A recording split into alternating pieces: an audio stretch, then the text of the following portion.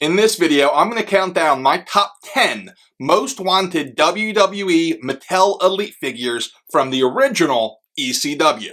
Let's take a trip back to the bingo hall in the corner of Swanson and Rittner. Stick around.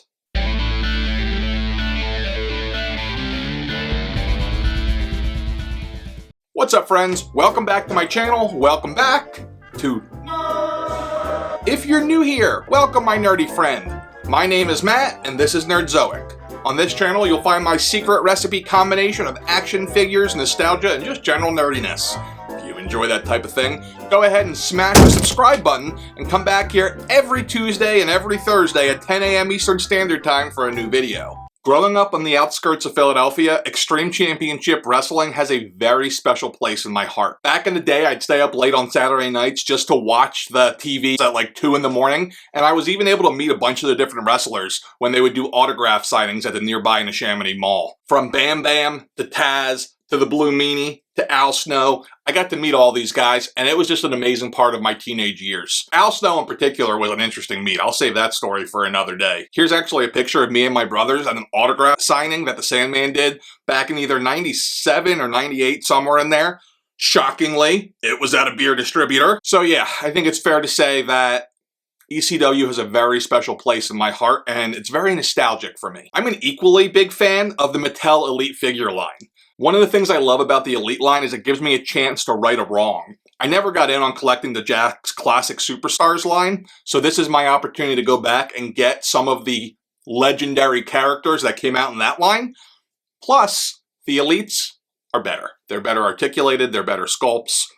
They're pretty awesome. I love me some Elites. And that's one of the reasons I'm so excited for this top 10 list, because I'm combining two of my favorite things. ECW, Mattel Elites. This is going to be a really fun list. I'd say that the majority of the list I'm about to give you is totally possible for Mattel to make, but the accessories and details that I like to see are probably a bit too mature to actually see happen. Then again, we did just get Bray Wyatt's severed head as a lantern, so you never know. Despite the unlikeliness of some of this stuff getting made, it doesn't stop me from dreaming about what I like to see in each figure. I stayed away from guys who I viewed primarily as tag team wrestlers, because I'm going to probably do a version of this ECW wish list with tag teams in the future. Sorry, New Jack. If we want to talk about fantasy accessories, how cool would it be if these guys came with like a Comtech chip, similar to the old Star Wars figures, and had their like original music on it? You know, the one that Paul Heyman would play in the arena without paying for licensing. That'd be so cool. Never going to happen because it'd be highly illegal, or if they did it legally, highly expensive, but it'd be cool, wouldn't it? All right, enough talking. Let's get extreme. Oh my God! That's right, coming in at number 10 is Joey Styles. Last seen in 2007, as part of the Jakks line, I want a more old school version of Joey Styles. So young Joey Styles. I'm a huge fan of his solo act when he was announcing in ECW, and I think that WWE missed out huge and used him incorrectly by pairing him up with somebody. So for number 10, give me a Joey Styles. Coming in at number 9 isn't necessarily one of my favorites, but I think he'd make an awesome figure, and that's Amish Roadkill. As far as I can tell, we've never had a figure of this guy. During the dying days of ECW, him and Danny Doring were one of my favorite parts of it. Even though he was largely a tag team, he's getting on this list. Plus, chickens. Probably gonna get me some hate, but it's gonna be 911. Here's why, hear me out. He's never had a figure made.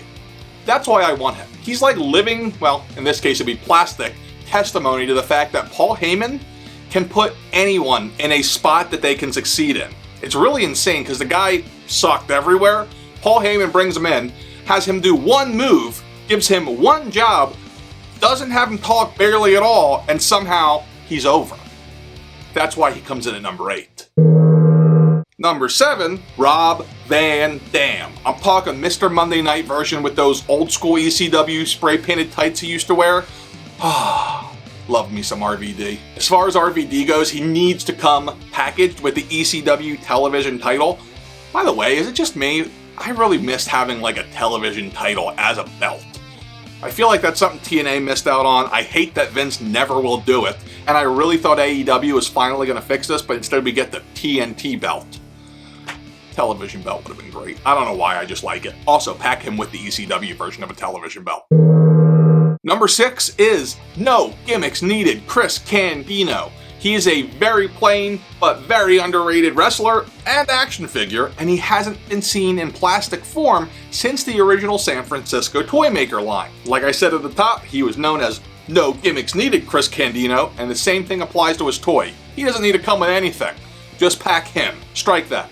Pack him, but also give us an alternate set of hands so we can do his, however they did the triple threat sign. I'm not even sure. 3, 3, 3, 3, something like that. Dip into the top 5 here goes to the franchise himself, Shane Douglas. To many, he embodies ECW. He was the one who, of course, threw down the NWA title, made it the Eastern Extreme Championship title. I forget the timeline exactly. Anyway, it really surprises me that he never had a decent run outside of ECW. He was Dean Douglas there for a bit in WWF, and then he went into WCW during that whole New Blood disaster and challenged Ric Flair, but he just wasn't the same. I'm not sure why. Francine wasn't there. Oh, that could be it. Francine was needed. Put Francine as like his secretary, as Dean Douglas, and Secretary Francine. I'd have signed up for that. As far as accessories go, he needs to come with the ECW World Heavyweight Championship. I think he's WWE blacklisted, but either way, it's a wish list. I can dream. He also needs to have long hair, just to be clear. The new one from Figures Toy Company has short hair, and he also, much like Chris Candido, needs to have the interchangeable hands to do the hand signal for the triple threat. Number 4. Number 4 is Raven.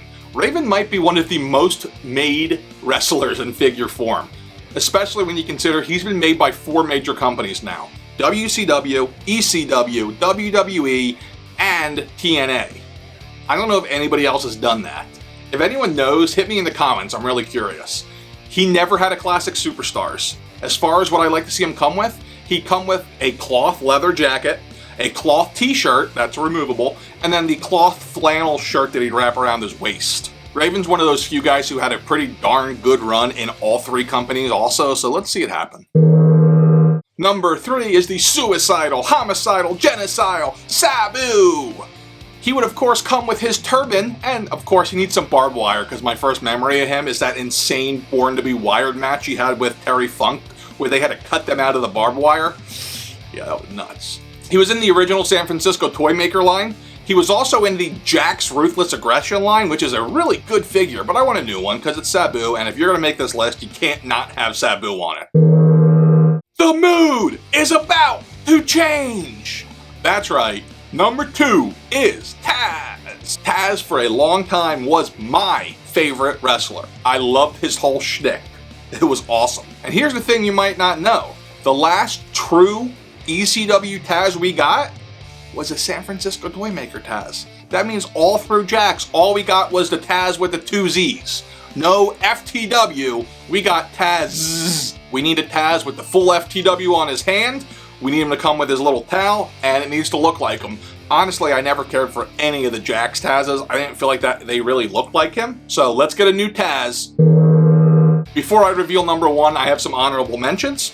Honorable mentions include the likes of Tommy Dreamer, Mike Awesome, Masato Tanaka, Steve Corino. How about Bill Alfonso? He'd be great to pack with Sabu and RVD in like a 3-pack. Honestly, I can go on and on. This list could have been like 50, but we had to keep it to 10. I'm going to give you these guys as honorable mentions, but I'm sure I can name another 10. It just got to stop somewhere.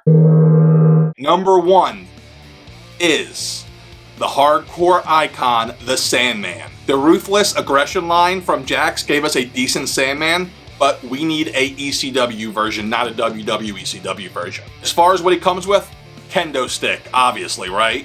But also, he needs the specific Budweiser-style Sandman t-shirt they had made. That was one of the coolest t-shirts I ever saw made by a wrestling company. He also needs to come with cigarettes, a beer can, and 3 heads. Why 3 heads, you ask? 1 needs to be smoking a cigarette for his entrance, 1 needs to be normal, and 1 needs to be bloody.